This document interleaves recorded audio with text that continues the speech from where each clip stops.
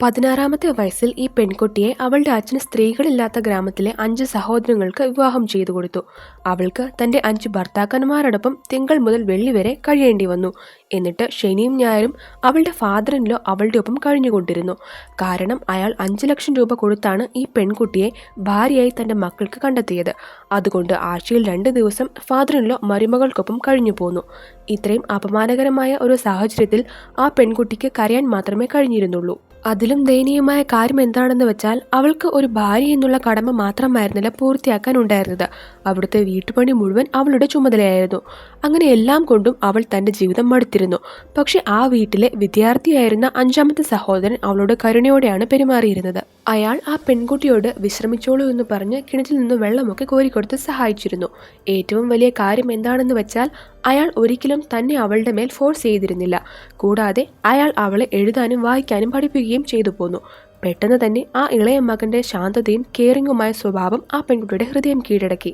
പക്ഷെ അവർ രണ്ടും തമ്മിലുള്ള അടുപ്പം കണ്ട് ബാക്കി മക്കളുടെയും അച്ഛന്റെയും അസൂയ കൂടി വന്നു. ആ പെൺകുട്ടി തങ്ങൾക്കൊപ്പം കഴിയാൻ കൂട്ടാക്കാത്തത് അച്ഛന്റെയും മക്കളുടെയും ദേഷ്യം ഒന്നുകൂടെ വർദ്ധിപ്പിച്ചു. അതുകൊണ്ട് എക്സാമിന് മാർക്ക് കുറഞ്ഞത് ഒരു കാരണമാക്കി അച്ഛൻ 5-ാമത്തെ മകനെ ആ പെൺകുട്ടിയുടെ അടുത്ത് ഇടപഴകുന്നത് വിലക്കി. പക്ഷെ അവന്റെ ചേട്ടന്മാർ അവനെ വെറുതെ വിട്ടില്ല. അവർ അനിയനെ അവൻ സ്കൂളിൽ പോകുന്ന വഴി ആക്രമിച്ചു കൊന്നുകളഞ്ഞു. എന്നിട്ട് അവർ അതൊരു ആത്മഹത്യയായി ചിത്രീകരിച്ചു. പോലീസ് ഇൻവെസ്റ്റിഗേഷന് വന്നപ്പോൾ അവർ പറഞ്ഞു ഭയങ്കര അക്കാഡമിക് പ്രഷർ കാരണമാണ് അനിയൻ തന്റെ ജീവിതം അവസാനിപ്പിച്ചത് എന്ന്. പക്ഷേ പോലീസ് പോയ ഉടനെ തന്നെ അവർ ആ പെൺകുട്ടിയുടെ ദുഃഖവും വേദനയും ഒന്നും മനസ്സിലാക്കാൻ നിൽക്കാതെ അവളോട് തങ്ങൾക്കൊപ്പം ഇന്റിമേറ്റ് ആകാൻ പറഞ്ഞു. അങ്ങനെ നിസ്സഹായയായ അവൾ തന്റെ അച്ഛനോട് സഹായം ചോദിച്ച് കത്തെഴുതി.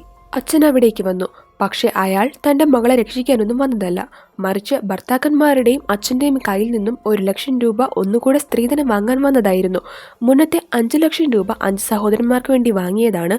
പക്ഷേ ഫാദർ ഇൻ ലോയും കൂടി മകളെ വിവാഹം കഴിക്കാൻ ആഗ്രഹിക്കുന്നത് കൊണ്ട് 1 ലക്ഷം ഇനിയും വേണമെന്നാണ് പെൺകുട്ടിയുടെ അച്ഛൻ പറയുന്നത്. പെൺകുട്ടിയുടെ അച്ഛൻ താൻ തിരികെ പോകുന്നതിന് മുൻപാണ് മകളെ കാണുന്ന കാര്യം ഓർക്കുന്നത്. അച്ഛൻ മകളോട് പറയും സ്ത്രീധനമായിട്ട് വാങ്ങിയ തുക താൻ സിറ്റിയിൽ നല്ലൊരു വീടും കാറും വാങ്ങാൻ ഉപയോഗിച്ചുവെന്ന്. തന്നെ മിസ് ചെയ്യരുതെന്ന് അച്ഛൻ പറയും. അച്ഛൻ പറഞ്ഞ കാര്യങ്ങൾ കേട്ട് മകൾ ഞെട്ടിപ്പോകും. അവളുടെ അവസാന തരി പ്രതീക്ഷയും ഇല്ലാതായി. എന്നിട്ട് ഒരു 100 ആൺകുട്ടികളെ പ്രസവിക്കാൻ കഴിയട്ടെ എന്ന് പറഞ്ഞ് അനുഗ്രഹിച്ച് അവളുടെ അച്ഛൻ അവിടെ നിന്ന് പോവുകയാണ്.